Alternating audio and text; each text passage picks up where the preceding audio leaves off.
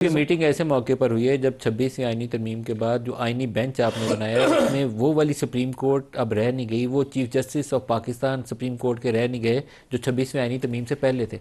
उनकी पावर्स, उनकी अथॉरिटी इंसाफ करने के मामले में 184(3) के मामले में जो उनके इख्तियारात थे वो काफ़ी हद तक सलब हो चुके हैं। नहीं मगर देखिए नदीम साहब, बात ये ना, at the end of the day he remains the senior most जज इन द कंट्री।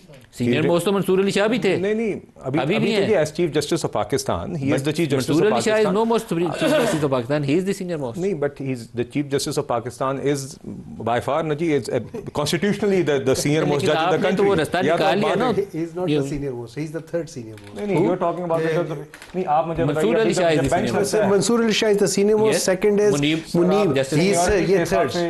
आप इंतजाम इख्तियारात के हवाले से आज बेंच जब लगता है तो मंसूर अली शाह सेंटर में बैठते हैं या जाया अफरीदी साहब बैठेंगे? आप मुझे ये बताइए सर। नहीं जी, who's the administrative head of the Supreme Court? Car के तहत जो थर्ड पोजीशन पे थे सीनियरिटी में, उनको चीफ जस्टिस बनाया। वाली भी चढ़ गए ना, जो पावर्स थी वो आपने आईनी बेंच को दे दी। सर बात ये आज उधर से आज सुप्रीम कोर्ट का सदर चीफ जस्टिस ऑफ पाकिस्तान होता है या नहीं होता? जस्टिस मंसूर और जस्टिस मुनीब, चाहे हम 184(3) के तहत एक ले सकते हैं जी। 184(3) के नीचे जस्टिस मंसूर और सर जस्टिस ये मुनीब दिस को इज मोटो लेना completely irrelevant to the discussion we are having about not irrelevant. ये इमरान खान के सवाल के ऊपर चीफ जस्टिस ऑफ पाकिस्तान ने मीडिया को कहा कि अगर आप ये समझते हैं तो वो 184(3) के नीचे अगर आप ये समझते हैं कि आज के वक्त में administrative head of the supreme court जो है वो मंसूर अली शाह साहब हैं, तो मैं आई कंसीड, फिर मैं शायद कहीं कुछ गलत समझ रहा हूं। चीफ जस्टिस ऑफ पाकिस्तान कौन है? Sir chief justice of Pakistan कौन है? एडमिनिस्ट्रेटिव हेड कौन है आज के? Chief justice of Pakistan. और वो सीनियरिटी पे कितने नंबर पर है? सर सीनियरिटी से मुराद है कि who is the person heading the court at the moment. Third number पर है ना सीनियरिटी में। सर किस लिहाज से?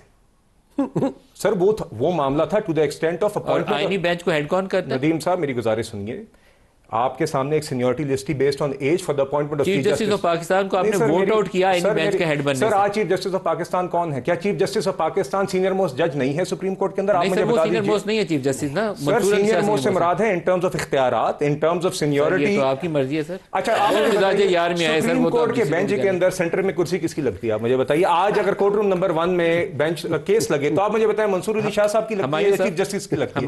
नहीं सर, मेरी ये दिस इज वेरी रेलेवेंट, मुझे माजरत के साथ, because I thought this was a given point in which there was no debate required, but the point is कि अगर कोई भी फॉरेन मिशन या कोई भी बंदा आ जाके किसी एक जज से उसने सुप्रीम कोर्ट में मिलना होगा जिससे वो मौकफ लेगा, तो वो चीफ जस्टिस नेचुरल बनते हैं।